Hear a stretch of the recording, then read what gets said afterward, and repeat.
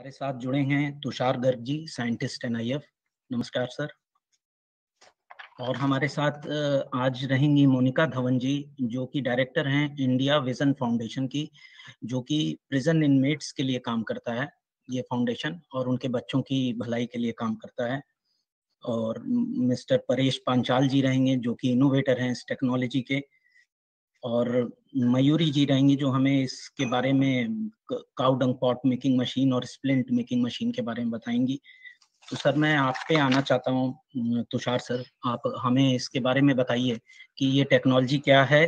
पहले तो ये बताइए, और फिर इसने कैसे लोगों के जीवन में परिवर्तन लाया और रोजगार के अवसर पैदा किए, और जेल इनमेट्स जो बेसिकली हैं उनके जीवन में कैसे चेंज लाया, और एनआईएफ का इसमें क्या योगदान है। बिल्कुल, तो धन्यवाद। तो जैसे आपने कहा कि देखिए ये जो टेक्नोलॉजीज हैं, जो ग्रास रूट इनोवेशन टेक्नोलॉजीज हम आज कवर कर रहे हैं, cow dung pot making machine और बैम्बू स्प्लिट मेकिंग मशीन। तो ये जो इनोवेशंस हैं, इनमें एक खास बात ये है कि देखिए ये लाइवलीहुड जनरेशन के लिए बड़ी अप्रोप्रिएट है। और लाइवलीहुड जनरेशन एक ऐसी चीज है जो कि हर इंसान को चाहिए, स्पेशली अगर वो इंसान थोड़ा एक्सक्लूडेड सेक्शन से हो तो और भी ज्यादा इंपॉर्टेंट हो जाता है, उसका महत्व और भी ज्यादा बढ़ जाता है। तो एक प्रोजेक्ट जो हमको लगा कि जो बड़ा आइडियल होगा, देश के बड़े काम आ सकता है, वो है कि इनका इम्प्लीमेंटेशन हो करेक्शनल होम्स में। तो ये करेक्शनल होम्स में जो प्रिजन इनमेट्स हैं, वो इन इनोवेशंस पे काम कर सकते हैं। तो उससे उनका कांस्टेंट स्किल डेवलपमेंट हो सकता है। और कांस्टेंट स्किल डेवलपमेंट से एक तो एनवायरनमेंट भी हेल्दी रहता है, प्लस उससे जो पोस्ट रिलीज एक्सेप्टेंस है सोसाइटी में लोगों की, वो भी बढ़ती है। और इन सब चीजों का अल्टीमेटली इम्पैक्ट ये होता है कि देश में जो रिफॉर्मेशन है वो एक होता है, और क्राइम रेट डिप होने की संभावना बढ़ जाती है, क्योंकि जब एक्सेप्टेंस बढ़ जाएगी तो उससे सोशल एडवांटेज हो जाता है। और इसके अलावा जैसे जो प्रिजन्स हैं, उनको भी एक सस्टेनेबिलिटी की तरफ कदम बढ़ाने का एक बहुत इंपॉर्टेंट मौका मिलता है। तो ये एक ऐसा मॉडल है जिसमें हर एक का ही फायदा है, क्योंकि जो चीज हो रही है वो बड़े ऑप्टिमाइज तरीके से हो सकती है, और इवेंचुअली इकोनॉमिक प्रोडक्टिविटी की दिशा में हम जाते हैं, और साथ में सोशल सिक्योरिटी, इकोनॉमिक सिक्योरिटी भी बढ़ती है। अब इसमें इनोवेशन होने से बेनिफिट ये होता है कि एक तो ड्रेजेडी रिडक्शन होता है। अगर मान लीजिए वो टेक्नोलॉजी इनोवेटिव नहीं है तो वो कन्वीनियंट नहीं होगी, लेकिन अगर वो टेक्नोलॉजी में इनोवेटिव एलिमेंट है तो वो कन्वीनियंट होगी तो प्रोडक्टिविटी आएगी, लोगों को उसको इस्तेमाल करने में एक रुचि बनेगी और आसान होगा उसको इस्तेमाल करना।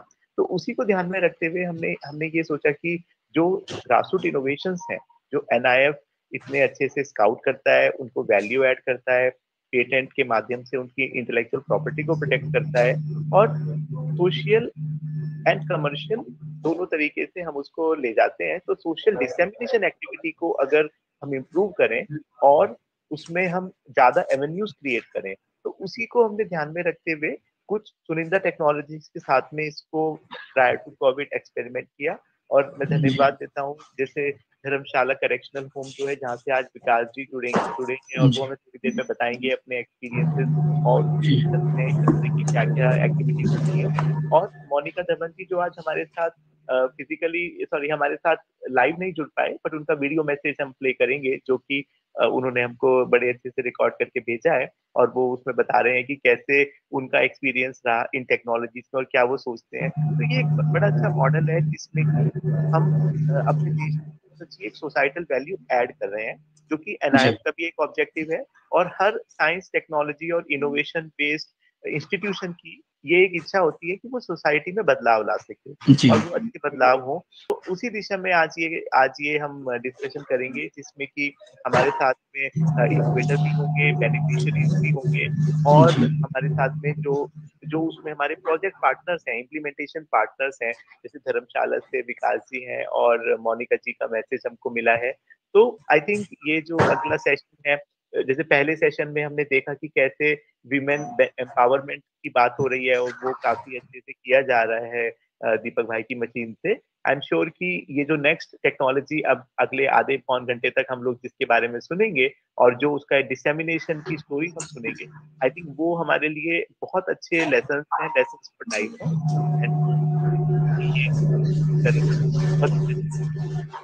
जी जी। तुषार जी सुन पा रहे हैं मुझे आप? जी हाँ। तुषार जी, करेक्शनल होम्स या प्रिजन में उद्यमों का होना या उनके लिए तरह तरह की एक्टिविटीज कराना जो प्रिजन इनमेट्स होते हैं, ये कोई नई चीज नहीं है, लेकिन एक इनोवेशन का पहुंचना जरूर एक नया चीज है। तो जब आप ये टेक्नोलॉजी जब आप लेके पहुंचे उन प्रिजन इनमेट्स तक, तो उनका रिस्पॉन्स कैसा था? उन्होंने इसको कैसे रिसीव किया? हाथों हाथ लिया या पहले झिझके थोड़ा इसको एक्सेप्ट करने में? क्या उसका रिस्पॉन्स क्या था, ये आप हमें बताएं। रिस्पॉन्स बहुत अच्छा था। इनफैक्ट मैं आपको सही बताऊं तो इसमें हमने काफी यंग स्टूडेंट्स को इन्वॉल्व किया था। जैसे हमने एक इंटर्नशिप प्रोग्राम किया था 2017 में, जहाँ पे कि पूरे भारत से बहुत सारे 20 स्कूल से इंटर्नशिप के लिए स्टूडेंट्स आए थे, और हमने हर एक को उसमें कुछ ना कुछ अच्छा प्रोजेक्ट दिया था, ताकि जो मॉडर्न मैनेजमेंट टेक्निक्स हैं वो इन ग्रासरूट इनोवेशन के साथ ब्लेंड हो सके, क्योंकि अल्टीमेटली एक अच्छी लर्निंग होनी चाहिए इंटर्नशिप में। तो उन्हीं स्टूडेंट्स की सहायता से हमने इस प्रोजेक्ट को इनिशिएट किया, और फिर उसमें हमको सबसे पहला रिस्पांस मुझे बताते हुए खुशी होती है कि वो रिस्पांस सबसे पहले जो हमको आया था वो धर्मशाला प्रिजन से आया था, और उससे हमारा उत्साह और बढ़ा।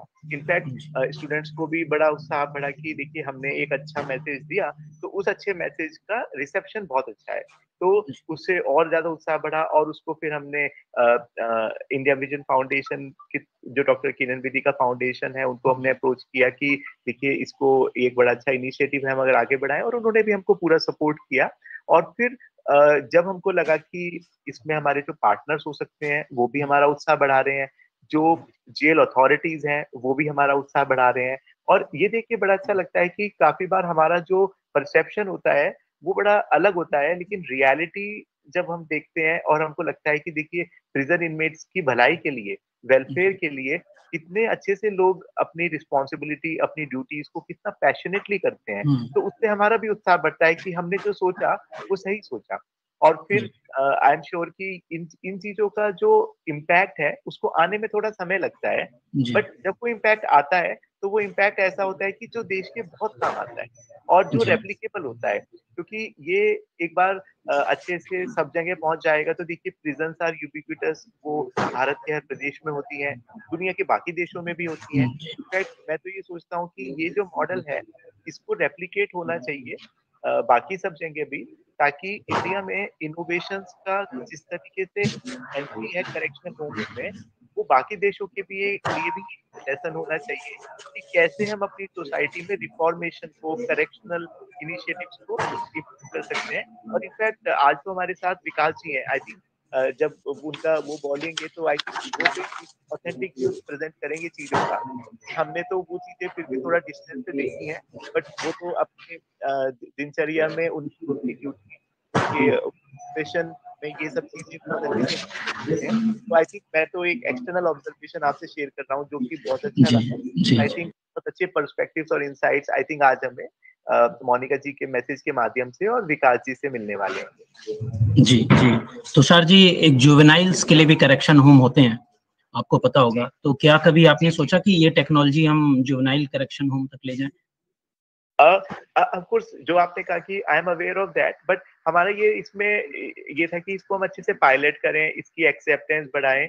तो आई एम श्योर कि आने वाले दिनों में हम इसको हर तरीके के करेक्शनल होम्स तक ले जा सकते हैं। और जैसे एक अच्छा पायलट होगा, क्योंकि हर एक चीज की सक्सेस में एक पायलट अप्रोच बड़ी इंपॉर्टेंट होती है, उसका एक प्रूफ हो जाना। और मैं आपको इसमें एक चीज बताना चाहूंगा कि हमारे देश में मुझे याद है कि जो पुलिस मैनुअल्स और जो पॉलिसीज हैं उसमें पब्लिक प्रोक्योरमेंट में जेल प्रोडक्ट्स को प्रेफरेंस है। तो जो सरकार जो सामान खरीदती है पब्लिक प्रोक्योरमेंट प्रोडक्ट्स में, तो एक प्रेफरेंस है, बट वो प्रेफरेंस की फुलफिलमेंट के लिए एक बड़ा अच्छा पोर्टफोलियो होगा तो वो पॉलिसी अच्छे से यूटिलाइज हो सकती है। आई थिंक इस पे जब हम आई थिंक जो हमारा आज का आखिरी सेक्शन है उसमें और विस्तार से बात करेंगे कि क्या और इसमें होना चाहिए। बट क्योंकि आपने ये प्रश्न पूछा तो मुझे बताते हुए अच्छा लगता है कि पॉलिसीज हैं हमारे यहाँ, और उन पॉलिसीज का इफेक्टिव इम्प्लीमेंटेशन तब होगा जब सारे इको सिस्टम पार्टनर साथ में आ सके, तो ताकि पब्लिक प्रोक्योरमेंट का जो पोर्टफोलियो है वो इतना विस्तार तक हो सके कि उसमें हमको प्रेफरेंस की जरूरत ही ना पड़े, वो इतना विस्तार हो जाए, उसकी क्वालिटी इतनी अच्छी हो जाए कि बगैर किसी प्रेफरेंस के वो अपने आप से ही अपने आप को बहुत अच्छा प्रोजेक्ट कर सके। जी जी, thank you sir, thank you.